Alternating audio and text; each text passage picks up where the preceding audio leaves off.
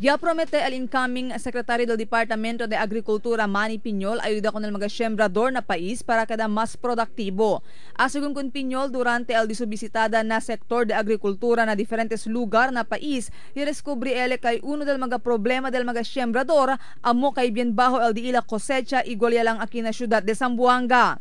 Asugon con Piñol, necesita lang justo guía el mga sembrador para poder sila siembra en buenamente y tiene buen cosecha.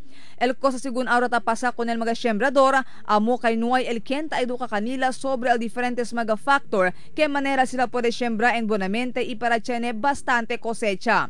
Mucho según cosa debe saber el mga sembrador antes sila puede siembra na un lugar, como lang el klase de produkto que puede lang sila siembra na di ilachera, y si cosa klase de abono lang sila necesita usa. Sinasabi ko nga doon sa libro na sinulat ko, farming has always been a guessing game for the Filipino farmer.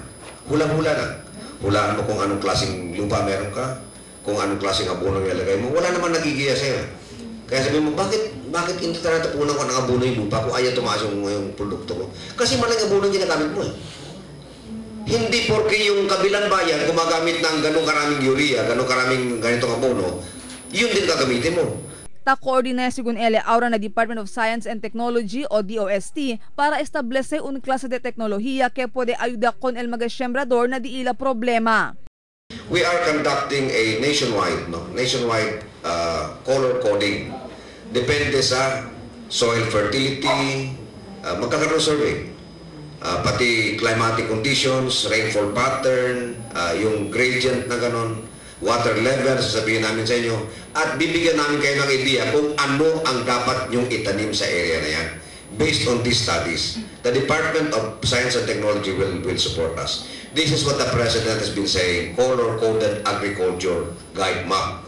Y disculpa también si Piñol con el mga oficiales del Departamento de Agricultura si porque mucho ahora problema el sector de agricultura.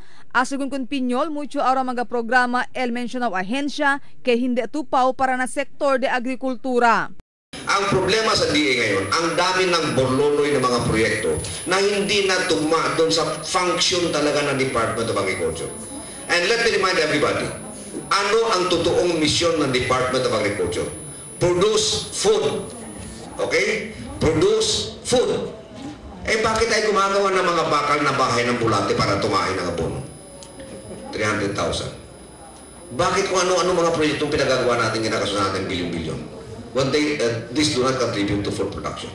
Marifita Mayo, Dateline Zamboanga.